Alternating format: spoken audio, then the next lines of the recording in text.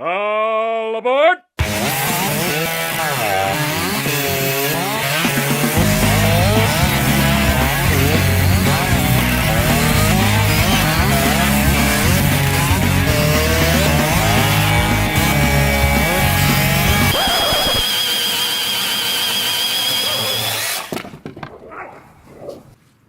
Hello and welcome to another episode of the Woodsman Whack-Off, the series that puts two woodsmen face to face to see which competitor can whack off their log the fastest. Today we welcome back the legendary Husqvarna 2100 CD, of which I now know that CD stands for capacitor discharge. So, with that bit of knowledge, one might extrapolate that the difference between the 2100 capacitor discharge and a 2101 would be that the 2101 has electronic ignition. But that's just an assumption by me. I don't know for sure.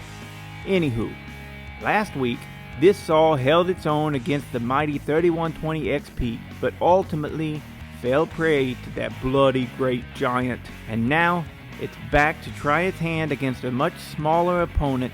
At 99 cc's, the 2100 CD will be sure to put up a good fight to our next competitor, the all-new Husqvarna 592 XP. Fresh from the cutting room floor, the 592 XP actually has 92.7 cc's, which is a little bit odd because usually they'd round up calling it a 593, but I digress. It weighs only 16.3 pounds and is equipped with auto-tune. What it lacks in displacement, it should be able to make up for in technology. Maybe. We'll see. Both saws represent Husqvarna's flagship felling saws for their era. Both are trying to pack the biggest power punch into the smallest package to be used by loggers on foot in the forests of our world, taking down the biggest of timbers. The only difference in concept is about 40 years worth of technological advancement. So on that note, let's see just how far we've managed to come. Alright, here we are. We're firing them up. Got the big 592 revving already. And here comes Benford pulling on that 2100 CD. As noted in the last video of these big saws, Soft Hand Steve is not allowed to run the big saws. His hands are too soft. Alright, here we go. Smooth glide down the shaft. Boy, it's close, but it looks like the 592 pulls out the win. Absolutely. Alright, here we go on the tug up. And we're digging in. Man, both saws are just ripping through that red oak. The 2100. Look at that. Oh my God, let's back that up. Let's back that up and put it in slow motion. The 2100 takes out a slight lead and it's barely able on the tug up to outdo the 592 XP. Isn't that something? It beat the 3120 in the tug up as well. Here we go for the vice grip. Choking up on it. Really trying to push those saws through the log. And it looks like, yeah, the 592 reclaims the victory. Alright, here we go. So, your winner is the technologically advanced 592 XP. Now, let's see what Bodie has to say about this, guys.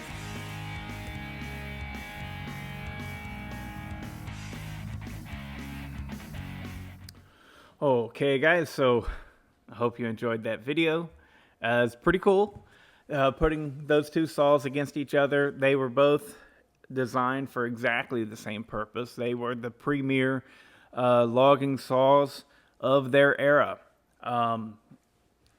by Husqvarna. I mean, I don't want to get into any, steel is better, but regardless of that, they were the best offerings that Husqvarna had at the time that and the 592 currently is for a logging saw. The 3120 XP, you can say whatever you want to about that saw. Neither it nor its competitor with Stihl nor its competitor with Echo or anyone else that is out there was ever actually meant to be for felling timber, really. I mean, yeah, of course, every now and then, those guys in the Pacific Northwest, they have to handle some big, big stuff, So the bigger saws might be used there. But those are, like I said, I just don't think that they were intended to be packed all day long.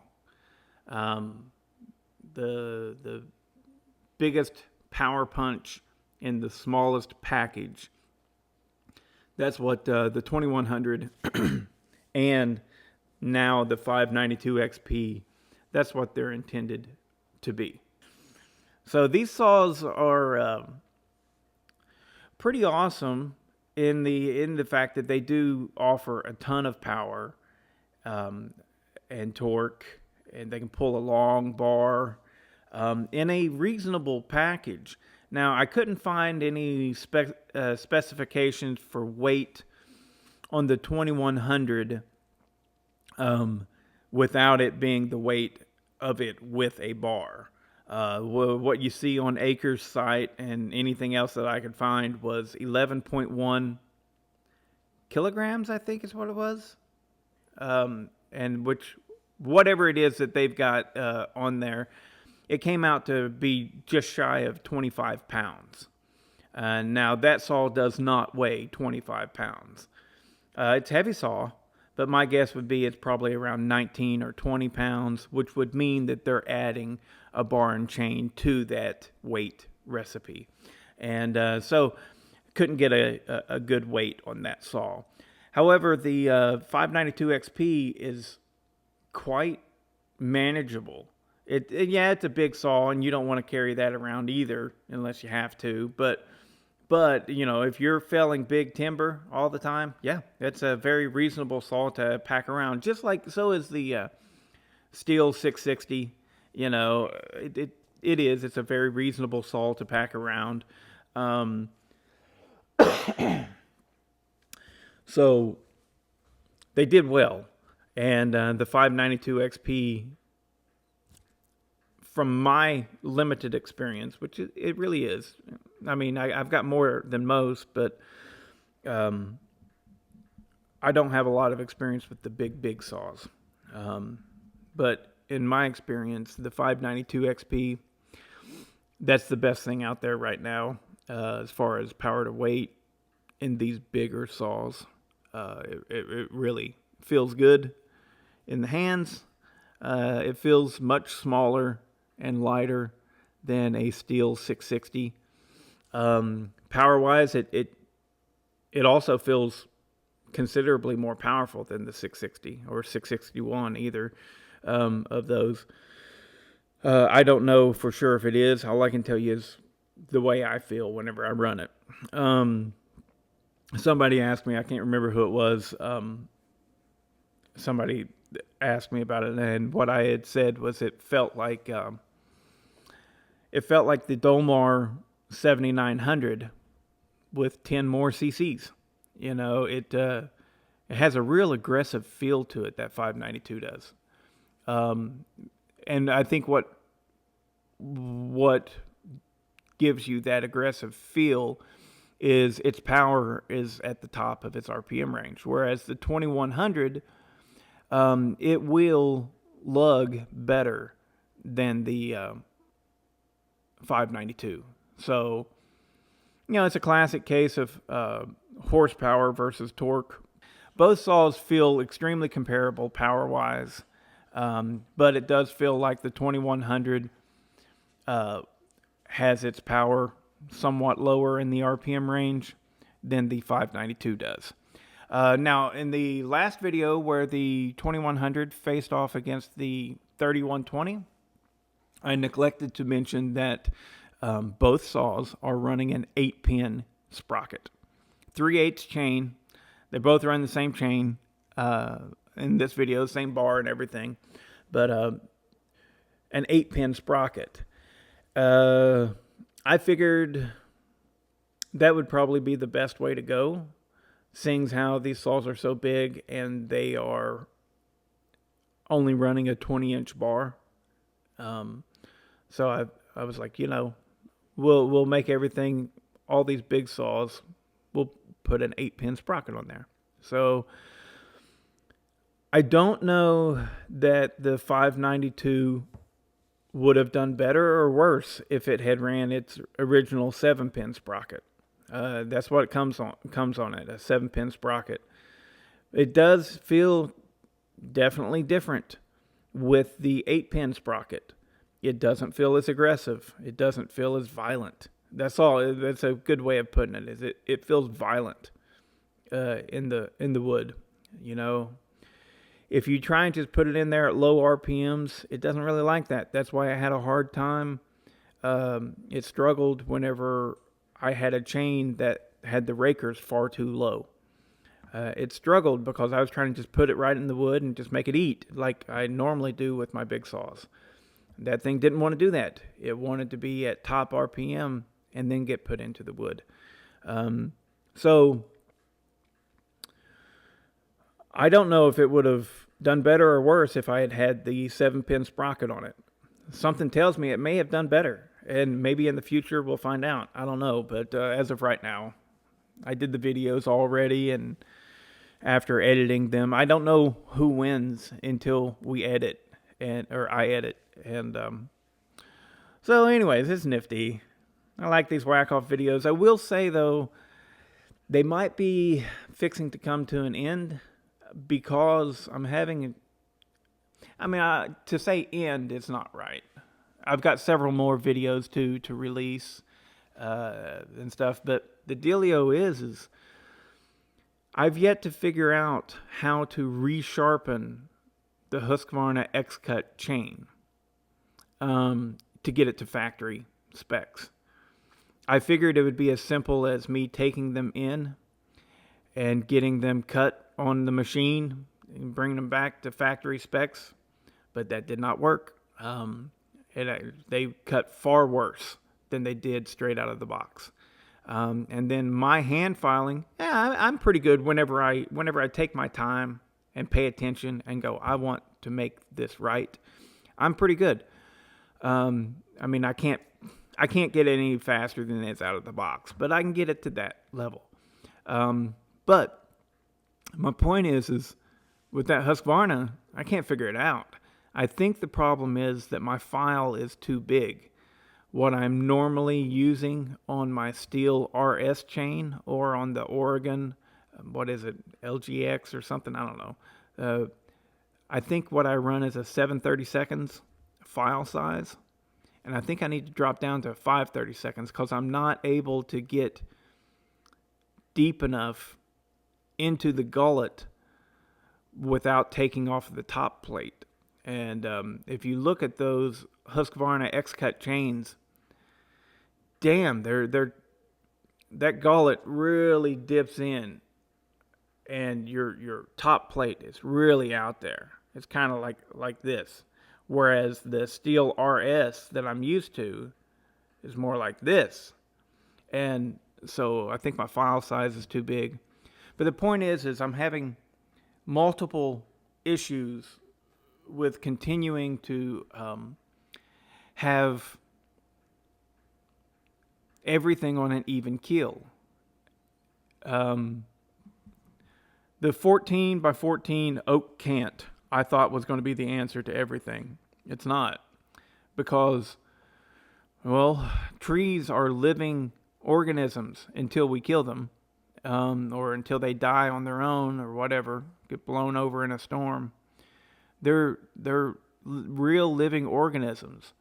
And to think that one would not be more dense than the other, even of the same species, is just hoo-ha, That's like looking at me and my wife and thinking, just because we're both human, that we would be the same density.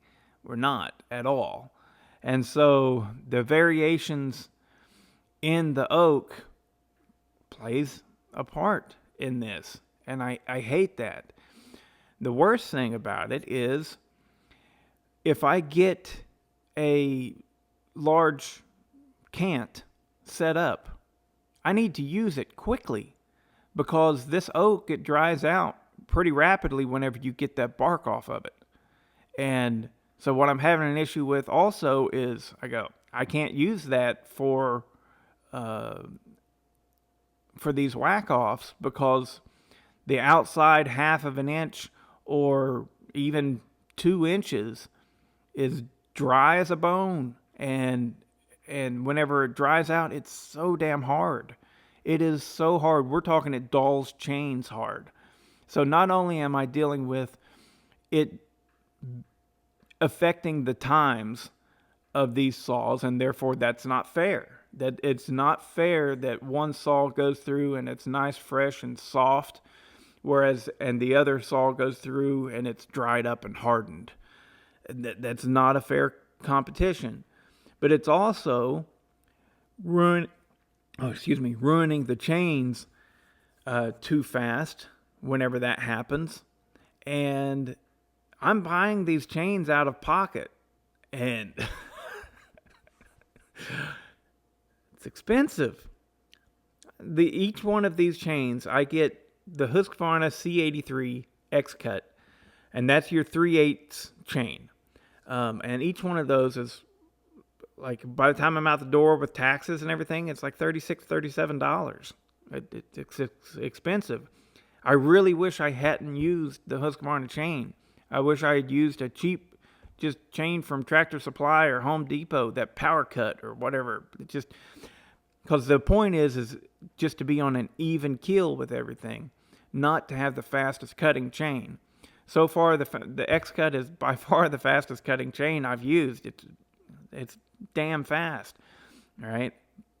But it's also expensive, and to keep up with that is difficult whenever I can't figure out for the life of me how to get it as sharp as it is from the factory. Get what I'm saying?